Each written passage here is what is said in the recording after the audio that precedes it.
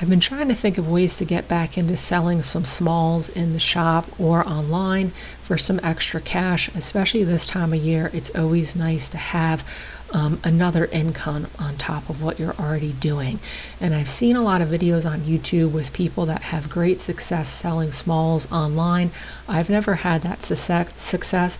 I feel like some of it is going to be tied to how large of a following you already have online. Of course, if people are following you, you're going to sell products more readily than someone else. The other problem with smalls is very quickly, if you are working in your shop and you know how much labor costs, small products become exorbitant when you start calculating labor hours. So I was trying to think of something that didn't use a lot of materials that I could repeatedly make very quickly in order to have it at a low enough price point that people could afford. Now, when I was a kid, we had this eraser puzzle. All of us in my homeroom had it. It was a ton of fun and challenging enough to still be fun for adults. It's small enough that this time of year it's a great piece if you want to make it for gifts or try and sell them online. The problem was making the actual puzzle. I didn't want to route anything out, machine anything out, because that is what starts to add on to your labor costs.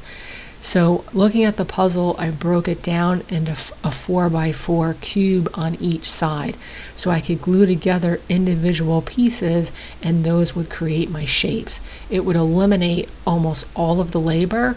As you could see, my first trial run, I went through and cut my own pieces. I had no jig, so I'm just gluing the shape together. I'm also using some negatives to hold it together with rubber bands, and the next day I could come in, the pieces that don't have glue on them will fall off and the shape that has glue on it will be left. Now I'm showing this even though I'm not still making them this way because it produced a nice cube, and if you're watching this and you want to make some gifts for people, you can do it quite easily by buying some cubes or making some cubes. These are just 3/4 inch cubes, and then gluing it together the way I did.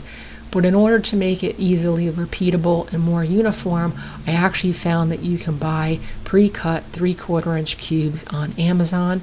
The nice thing about this was the ones I made were pretty good, but they really have to be almost identical in order for this to work perfectly. And believe it or not, ripping down stock and cutting cubes actually becomes quite time consuming, and you start to fall into the problem of raising your labor costs. So I designed a jig that actually is using the negatives of the puzzle cube, and the negatives will stay in place and you can repeatedly glue the positive and remove it. This is a very simple jig. I'm just making it out of scrap. I'm doing rough 4x4 squares, which will fit my 3/4 inch cubes. Now they sell those cubes in all different sizes, so if you wanted a smaller or a bigger puzzle, you can just modify this to suit your needs. And then with that same scrap, I just ripped down little 1/2 inch sides, which will essentially act as a fence that will hold the pieces in place. Now I had pre-finished ply around the shop, which is nice because glue doesn't stick to it very well, and there's going to be a lot of glue with getting these together and trying to not have them to stick to your jig, so that helped a little bit for me at least, but you can essentially make this out of anything. So I started by just adding my two longer fence sides. I could pop these cubes in place because I want this to be a pretty tight fit. You want this to almost clamp into place so the glue will set up and you won't have any hairline cracks. So I just glued up my sides and used some brads in order to hold it in place. Once that was done, I could once again kind of hold the whole piece together with my hands and glue on my two short sides, and this is essentially the bulk of my jig. Now I'm working on them this weekend. I will have plans showing you all the shapes because I know some people like to work off plans. However, if you're watching this and you pause it when I show you the paper in a couple minutes with the negatives, you can easily make this without needing to buy the plans. And then once I had my sides in place, I popped out the cubes so that nothing got stuck in place with any glue. Like I said, these are the shapes, those are the negatives. You could pause it on the screen if you want to copy it. And then all I'm going to do is mark each each one of my jigs. There's obviously 6 sides to a cube. Each puzzle piece is unique. I'm just going to mark them with Sharpie so it's easy to know which ones need to come out and which ones need to stay in to be glued. So that was a fairly simple process, like this whole thing. And then I could glue in my now blacktop pieces. So the nice thing about this is, especially with the fence, I could put glue on the bottom of these and the sides, because there is going to be some force getting the pieces in and out. I never want these to pop out of place. And then I'll start going and putting my positives in, just so that I know the whole thing is held in place. And I'll let the whole jig set up and then eventually pop those positives out. Now I knew once these were all glued together, it was going to be a little bit difficult to pull it out, even though my fence doesn't come all the way up the sides. So the other thing I decided to do was drill some 5/16 inch holes so I could take a 1/4 inch dowel and hammer it from the back to pop the pieces out. And that ended up being a lifesaver. I don't think this piece would have worked without those holes in the back. So like I said, I could add all of my positives. Once everything looked good, dried, let it set up overnight, I could pop them out. And then, like I said, I could go through and add those holes in order to remove the puzzle the next day.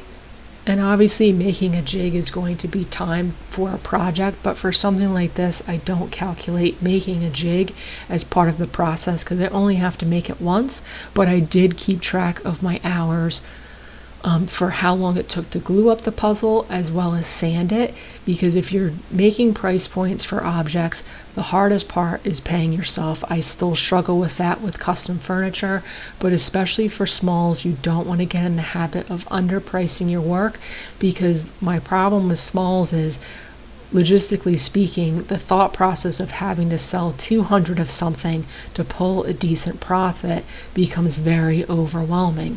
Like I said, and I'm not knocking people that do this, like everyone's got to get their bag, but I think a lot of the people that market products that sell and products you can sell online already have a solid following online, and the smalls market I have always found to be pretty difficult, which is why I'm emphasizing a product that doesn't cost me a lot of money to make up front. If I don't sell any of these, I'll give them away as gifts and not really worry about it. And I want a product that I can make quickly and have a good price point on. So like I said, the next day, once everything is dried, I could come in and remove them.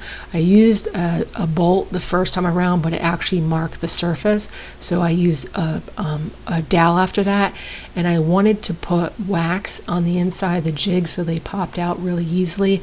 I forgot to do that, but I have since made 8 of these, and I added wax to it, and it does help a lot on the inside of that jig. And then obviously I'm going to sand these. And then the finish I chose for these is actually a food grade oil. I did that because I think any other finish eventually will get tacky and the puzzle will stick together.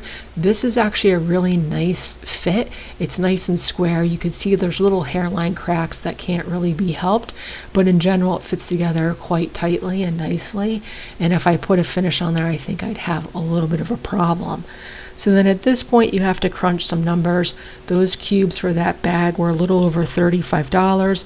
I could only make 7 the first time around because I needed some pieces to make the jig, but in general I'd always be able to make 8, which means my material cost is about $4.30.